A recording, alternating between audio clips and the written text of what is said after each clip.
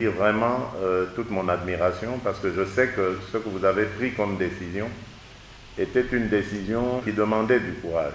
Prendre le courage de se rapprocher de ma vision, ce n'était pas donné à tout le monde. Je vous remercie pour la confiance que vous me faites et je vous promets que vous n'allez pas regretter parce que ce que nous avons décidé de faire à travers l'Union Sacrée, c'est pour le bien de tout le monde, y compris même de ceux qui ne sont pas venus avec nous. À propos de l'état des sièges, le président de la République s'est félicité du soutien tous azimuts aux opérations militaires en cours. Le chef de l'État a trouvé la formule juridique la mieux adaptée pour sa reconduction tacite tous les 15 jours. Ce que vous apprendrez dans les jours qui viennent, c'est une demande que nous allons vous faire à propos de la loi d'habilitation, parce que je pense que dans ce contexte de recrudescence de la Covid, il ne faut pas retenir nos élus encore en session extraordinaire à propos de cet état des sièges, dont on ne connaît d'ailleurs pas vraiment à quel moment nous serons sûrs qu'il faudra le lever. Évoquant les processus électoraux qu'il veut crédibles, le président Félix-Antoine Tshisekedi Tshilombo a sollicité l'appui des sénateurs de l'Union Sacrée pour faire passer les lois essentielles. Dans quelques jours, vous allez avoir des décisions à prendre, il y aura des enjeux importants. Je pense à la loi sur la CENI et ensuite il y aura...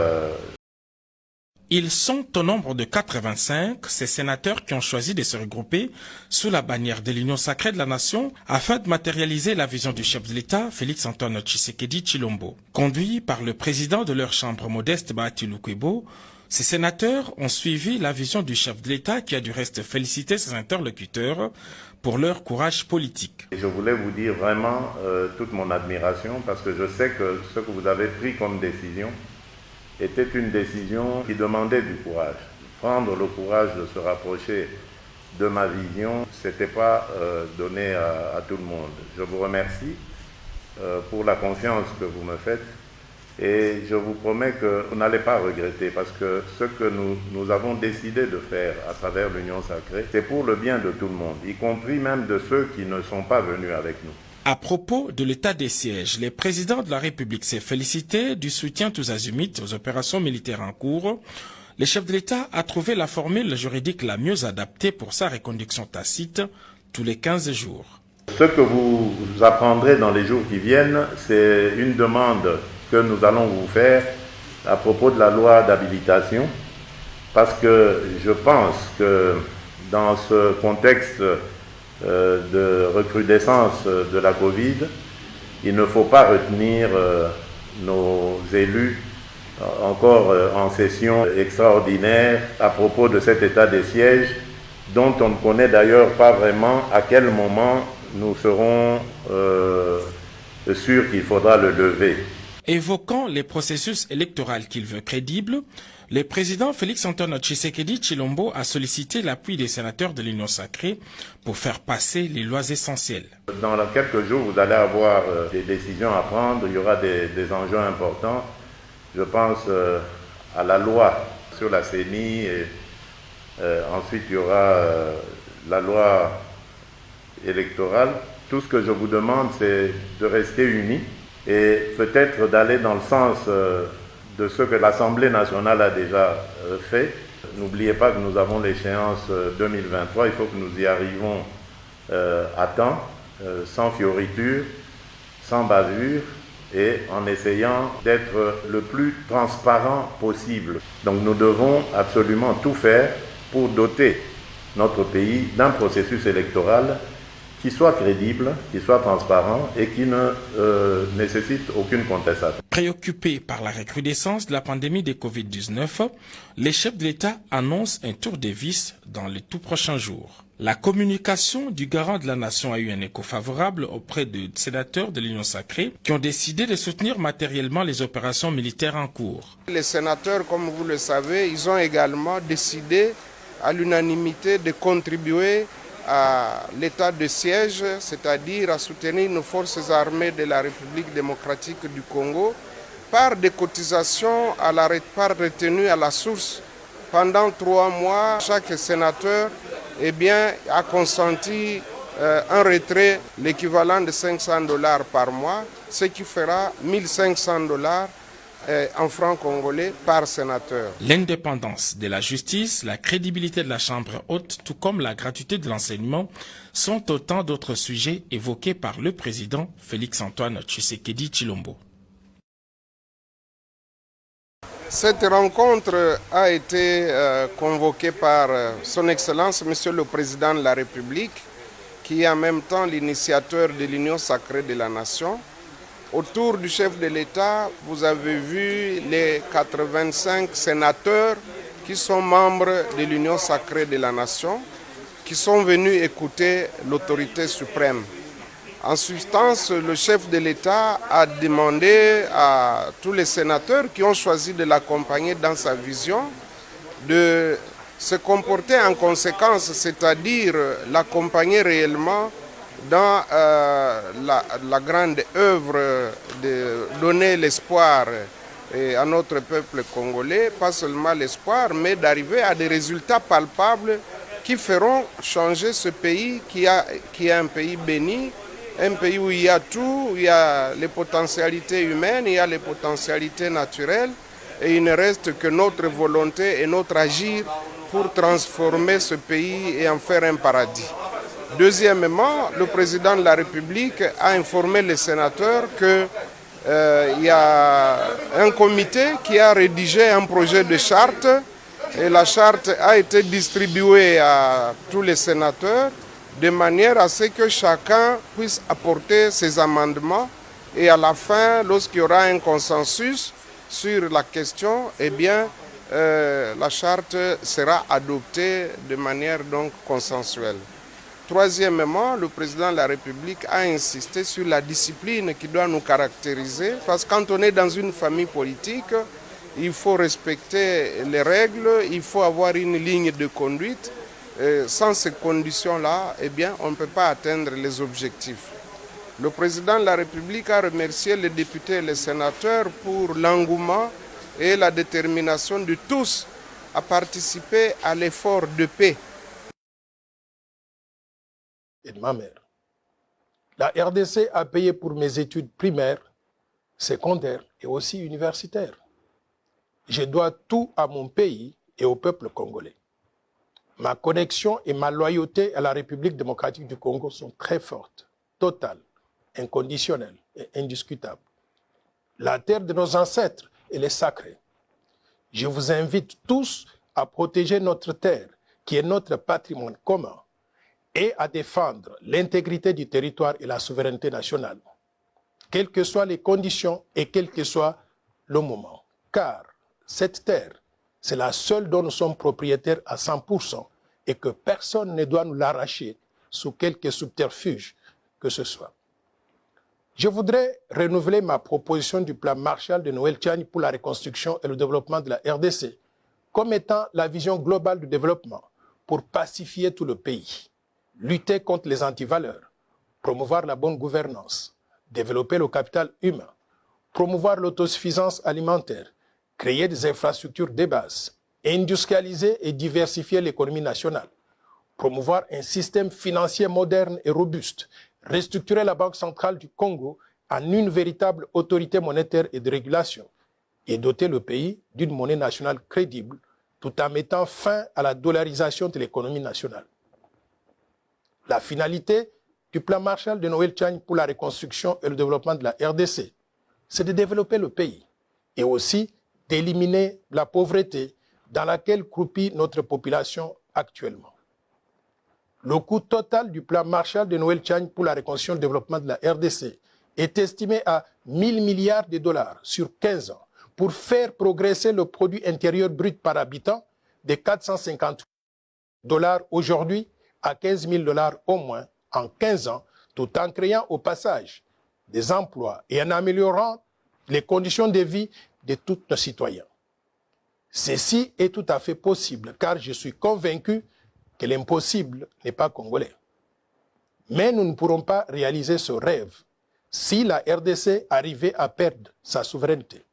C'est pour cela que nous devons nous battre, pour protéger la souveraineté nationale, étant donné que le destin de notre pays se trouve dans les mains de ses filles et de ses fils que nous sommes. Pour préserver la souveraineté nationale, je propose que la fonction de président de la République démocratique du Congo soit réservée aux Congolais nés de mère et père congolais. La suite logique du verrouillage de l'accès à la présidence exige la même portée de la nationalité au dauphin constitutionnel du président de la République, c'est-à-dire le président du Sénat congolais. Le verrouillage doit aussi couvrir quelques postes de souveraineté nationale, qui sont le président de l'Assemblée nationale, le haut commandement militaire, le haut commandement du commissariat général de la police nationale, le directeur général des migrations, connu communément comme étant la DGM, l'administrateur général de l'Agence nationale des renseignements, connu comme étant l'ANER, les hauts magistrats de la République, le Premier ministre et les ministres régaliens, c'est-à-dire les affaires étrangères, l'intérieur, la défense, la justice et les finances. Beaucoup de compatriotes ont déjà compris les enjeux du fait de l'infiltration au sommet de l'État depuis plusieurs décennies dans notre pays. Ces compatriotes soutiennent ma position de verrouillage. Mais comme il faut s'y attendre dans une démocratie naissante, quelques compatriotes s'y opposent en avançant comme argument, d'une part, que la loi proposée serait discriminatoire parce qu'elle écarterait une partie des Congolais et certains candidats potentiels aux élections de 2023. Mais d'autre part, qu'il y a des sujets beaucoup plus importants et plus urgents sur lesquels on devrait s'attarder, notamment la misère dans laquelle croupit la population congolaise actuellement. C'est pour faire face à ces questions de pauvreté et de misère que j'ai proposé le plan Marshall, dont je venais de vous parler tout à l'heure.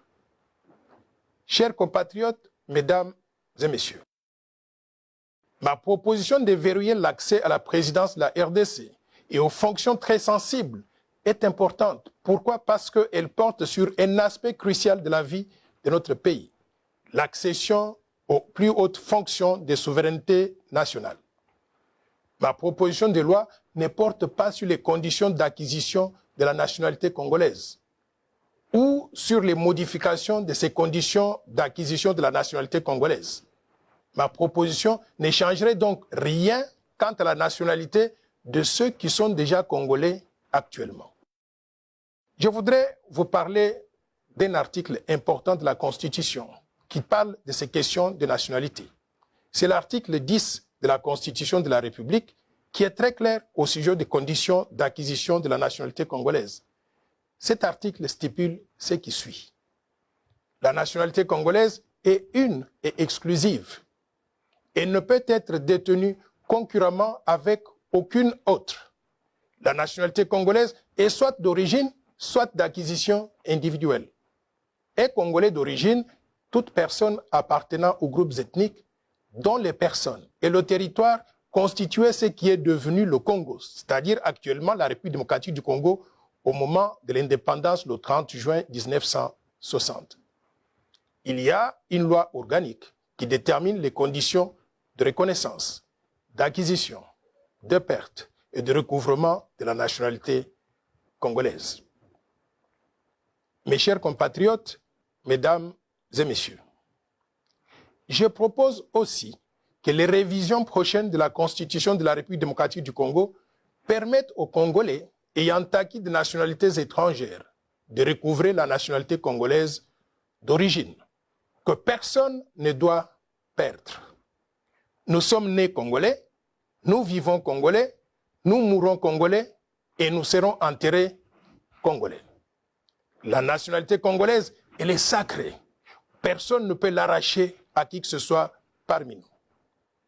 Sur le territoire national, tout Congolais devra se soumettre aux lois congolaises sans aucune possibilité d'invoquer une quelconque immunité du fait de la détention d'une nationalité étrangère. Au vu de l'histoire récente il sera prudent, à mon avis, d'exclure la double nationalité avec tous les pays voisins de la RDC, et en particulier ceux qui ont eu des velléités d'occupation de la République démocratique du Congo, et ils sont connus. Chers compatriotes, mesdames et messieurs, depuis 1996, les armées du Rwanda, du Burundi et de l'Ouganda ont été rejointes sur le sol congolais par celles de Zimbabwe, de la Namibie, de l'Angola et de tous les pays du monde venus dans le cadre des opérations de maintien de la paix avec la MONUC d'abord et plus tard avec la MONUSCO. Ces soldats étrangers se sont accouplés avec les Congolaises et les Congolais, donnant naissance à des millions d'enfants qui sont tous Congolais d'après la constitution actuelle. Nous acceptons tous ces enfants comme Congolais et ils ont droit à tout dans notre pays. Sauf que, pour des raisons de souveraineté nationale, nous devons restreindre l'accès à la présidence de la RDC et aux fonctions de souveraineté nationale en les réservant exclusivement aux Congolais nés de mères et de pères eux-mêmes congolais. Ceci éviterait l'infiltration au sommet de l'État à travers des compatriotes qui auraient de loyauté partagée entre la République démocratique du Congo et d'autres pays étrangers. Chers compatriotes, mesdames et messieurs, ma proposition de verrouillage porte essentiellement sur les conditions d'accès à la fonction de président de la République démocratique du Congo, c'est-à-dire sur les critères qui doivent être remplis pour être candidat au poste de président de la République. Pour le moment, ces critères sont définis par l'article 72 de la Constitution de la République démocratique du Congo qui stipule ce qui suit. Nul ne peut être candidat à l'élection du président de la République s'il ne remplit pas les conditions ci-après. 1. Posséder la nationalité congolaise d'origine. 2. Être âgé de 30 ans au moins. Et 3. Jouir de la plénitude de ses droits civils et politiques. Et 4.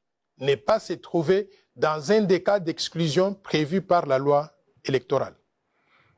Il convient de souligner que ma proposition de verrouillage vient apporter une condition supplémentaire, un critère additionnel, qui est de limiter l'accès à la présidence de la République démocratique du Congo aux Congolais nés de mères et de pères eux-mêmes congolais. Il est important de relever que ce critère additionnel vise à protéger l'intérêt national, la souveraineté nationale, la fonction suprême qui est celle de président de la République en évitant l'infiltration au sommet de l'État et en préservant la fierté d'être Congolais et surtout d'être dirigé par un Congolais comme nous. Dans beaucoup de pays, il y a des dispositions qui protègent l'intérêt national et qui empêchent n'importe qui d'accéder à la magistrature suprême. De telles dispositions